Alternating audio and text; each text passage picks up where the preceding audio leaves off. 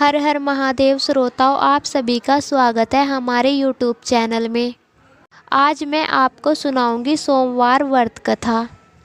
तो श्रोताओं, कथा सुनने से पहले हम सोमवार व्रत के नियम जान लेते हैं। इस दिन सूर्योदय से पहले उठे, स्नान करके स्वच्छ कपड़े पहने। इसके बाद दिन भर के व्रत का संकल्प ले और घर के मंदिर में दीपक प्रज्वलित करे। इसके बाद सभी देवी देवताओं का गंगा जल से अभिषेक करे और शिव माँ पार्वती की पूजा करे।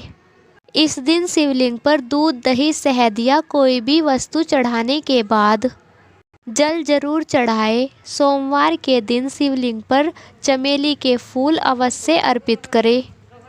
इससे जीवन में सुख प्राप्त होता है। व्रत करने वाले लोगों को 3 पहर में से 1 पहर को ही भोजन करना चाहिए और व्रत के दौरान फला आहार करे। शाम के समय पूजा करे और गाय को रोटी दे, फिर ही अपना व्रत खोले। तो प्रिय श्रोताओं, अब सुनते हैं हम सोमवार व्रत की कथा।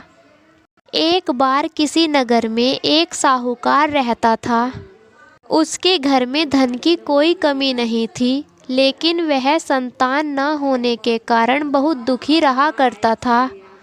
संतान की प्राप्ति के लिए वह हर सोमवार को व्रत रखता था और पूरी श्रद्धा के साथ मंदिर जाकर भगवान शिव और माता पार्वती की पूजा किया करता था।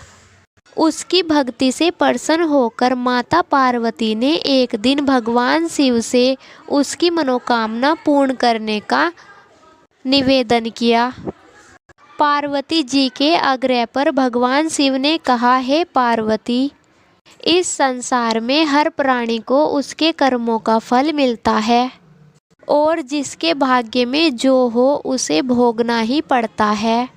लेकिन फिर भी पार्वती ने साहूकार की भक्ति देखकर उसकी मनोकामना पूर्ण करने की इच्छा की। माता पार्वती के निवेदन से भगवान शिव ने साहूकार को पुत्र प्राप्ति का वरदान दे दिया, लेकिन उन्होंने बताया कि यह बालक 12 वर्ष तक ही जीवित रहेगा। माता पार्वती और भगवान शिव की बातचीत को साहूकार सुन रहा था, इसलिए उसे ना तो इस बात की खुशी थी और ना ही दुख था। वह पहले की भांति शिव जी की पूजा करता रहा। कुछ समय बाद साहूकार की पत्नी ने एक पुत्र को जन्म दिया। जब वह बालक 11 वर्ष का हुआ तो उसे पढ़ने के लिए काशी भेज दिया गया। साहूकार ने पुत्र के मामा को बुलाकर उसे बहुत सारा धन देते हुए कहा कि तुम इस बालक को काशी विद्या प्राप्त करने के लिए ले जाओ। तुम लोग रास्ते में यज्ञ करते हुए जाना और ब्राह्मणों को भोजन दक्षिणा देते हुए जाना।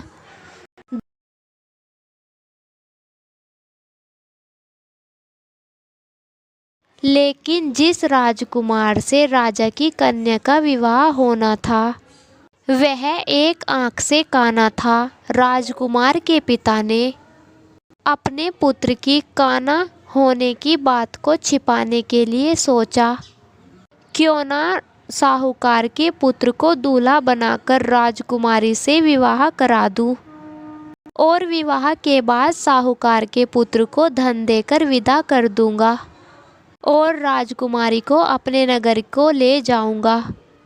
साहूकार के पुत्र को दूल्हे के वस्त्र पहनाकर राजकुमारी से विवाह करा दिया गया, परंतु साहूकार का पुत्र ईमानदार था। उसे यह बात सही नहीं लगी, इसलिए अवसर पाकर राजकुमारी के दुपट्टे पर लिखा कि तुम्हारा विवाह तो मेरे साथ हुआ है, लेकिन जिस राजकुमार के साथ तुम्हें भेजा जाएगा वह एक आंख से काना है।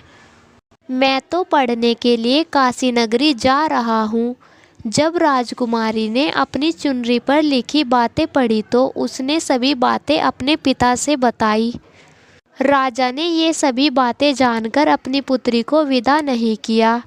बारात वापस चली गई। दूसरी ओर साहूकार का लड़का और उसका मामा काशी नगरी पहुँच गए। वहाँ जाकर उन्होंने यज्ञ किया। परंतु जिस दिन साहूकार का लड़का 12 वर्ष का हुआ, उन्होंने उस दिन भी यज्ञ का आयोजन रखा। लड़के ने अपने मामा से कहा कि आज मेरी तबीयत कुछ ठीक नहीं है। मामा ने कहा कि तुम अंदर जाकर विश्राम कर लो। शिवजी के वरदान के अनुसार कुछ ही देर में बालक के प्राण निकल गए। मृत भांजे को देखकर उसके मामा ने विलाप शुरू किया। योगवश उसी समय माता पार्वती और भगवान शिव उधर से जा रहे थे। पार्वती माता ने भगवान शिव से कहा, हे स्वामी, मुझे इसके रोने का स्वर सहन नहीं हो रहा। आप इस व्यक्ति के कष्ट को दूर करें। जब शिवजी बालक के समीप गए तो वह बोले कि यह उसी साहूकार का पुत्र है जिसे मैंने 12 वर्ष की आयु का वरदान दिया था। अब इसकी आयु पूरी हो चुकी है। लेकिन मातृभाव से विभोर होकर माता पार्वती ने कहा, हे स्वामी, आप इस बालक को और आयु देने का कृपा करें, अन्यथा इसके वियोग में इसके माता पिता भी तड़प तड़प कर मर जाएंगे। माता पार्वती के पुनः आग्रह पर भगवान शिव ने उस बालक को जीवित होने का वरदान दिया। शिवजी की कृपा से वह लड़का जीवित हो गया। अपनी शिक्षा पूरी करके वह मामा के साथ अपने नगर को चल दिया। दोनों चलते चलते उसी नगर में पहुँचे जहाँ उसका विवाह राजकुमारी के साथ हुआ था।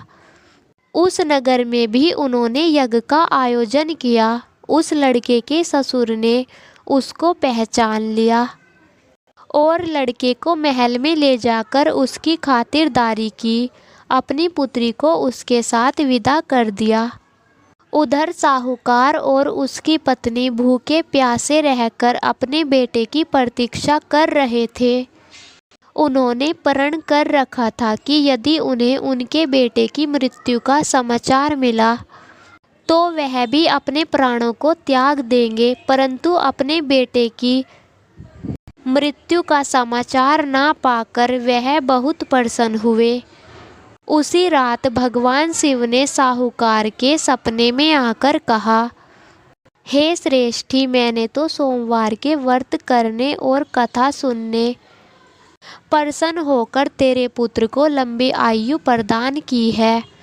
इसी प्रकार जो कोई व्यक्ति सोमवार का व्रत करता है, कथा पढ़ता है, कथा को सुनता है, उसके सभी दुख दूर होते हैं और उसकी सभी मनोकामनाएं पूरी होती है।